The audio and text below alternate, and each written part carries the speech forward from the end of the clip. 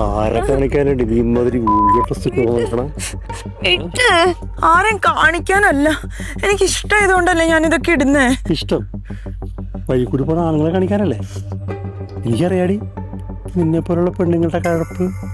ഞാൻ മനസ്സിൽ പോലും വിചാരിക്കാത്ത കാര്യങ്ങളാണ് നീ പറയുന്നത്. സത്യം പറഞ്ഞാൽ എനിക്ക് മടുത്തു. കൊറേ ആയി ഞാനിത് സഹിക്കണു. അയ്യോ മോളെ, വിഷമിക്കാൻ വേണ്ടി പറഞ്ഞതല്ല. മോളെ എനിക്ക് മാത്രം കാണാനുള്ളതല്ലേ. വേറൊരുത്തൻ നിന്നെ മോശമായിട്ട് നോക്കണത് പോലും എനിക്ക് സഹിക്കാൻ പറ്റൂല. അതല്ലേ?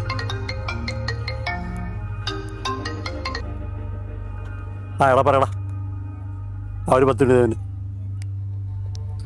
മോളെ. എനിക്കതെ അത്യാവശ്യമായിട്ടൊന്ന് പോകണം. ഞാൻ വിളിക്കാം കേട്ടോ. നാളത്തെ ലൊക്കേഷൻ ഞാൻ വാട്സപ്പ് ചെയ്യാം. ഓക്കെ? ഈ ഡ്രസ്സിൽ തന്നെ കത്തിച്ചടഞ്ഞു കേട്ടോ.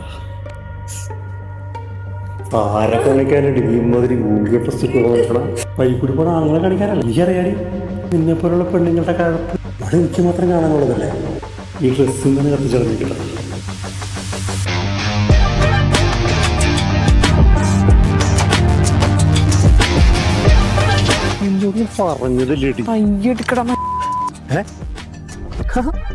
നീനെ തെറി വിളിക്കാറായ? അതേടാ, നീ ഇത്ര നാൾ എന്നെ വിളിച്ചത് തെറിയൊന്നുമല്ലേ? ഓ റിവഞ്ചാ?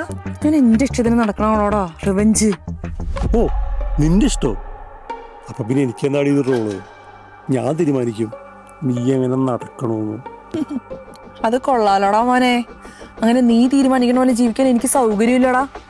എനിക്ക് എന്റേതായിട്ടുള്ളൊരു വ്യക്തിത്വം ഉണ്ട്. Get out of my life. ഇത് എൻ്റെ മാത്രം കഥയൊന്നുമല്ല. മറ്റൊരാൾക്ക് വേണ്ടി നിങ്ങൾ നിങ്ങളുടെ സന്തോഷം മാറ്റിവെക്കരുത്. സ്വയം സ്നേഹിക്കാൻ തുടങ്ങുമ്പോഴാണ് മാറ്റം ആരംഭിക്കുന്നത്.